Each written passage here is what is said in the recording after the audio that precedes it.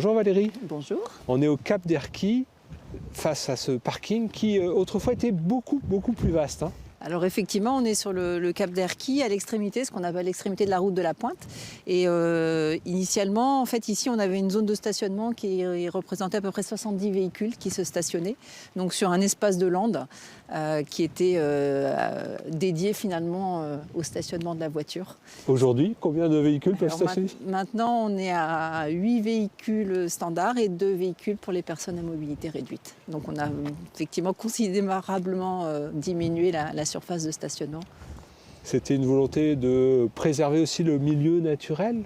Alors l'objectif, ça a été de déconstruire, comme on dit, donc de renaturer, donc d'enlever la partie en enrobé, en bitume, donc en matériaux d'apport, pour pouvoir reconstituer, donc comme on dit, renaturer avec des espaces naturels.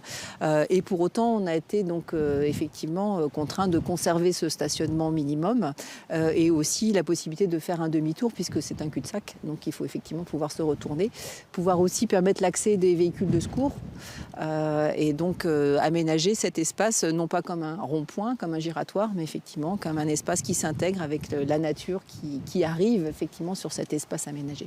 Alors pour symboliser cette nature qui reprend le dessus, quels sont les choix qui ont été faits ? Alors le choix, ça a été de travailler aussi avec les matériaux locaux, parce qu'effectivement on est sur un site qui est particulier, donc avec le grès rose d'Erquy, et donc de favoriser effectivement l'usage et donc l'aménagement avec des matériaux locaux. Donc en l'occurrence, on retrouve le grès d'Erquy dans cet aménagement.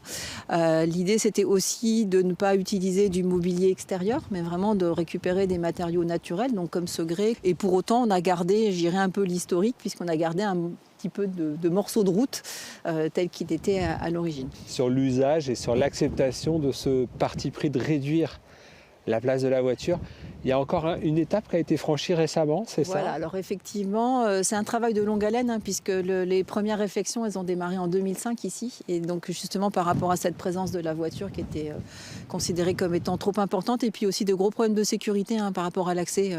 La route étant en permanence encombrée en été, ça a posé des gros problèmes d'accès pour les véhicules de secours.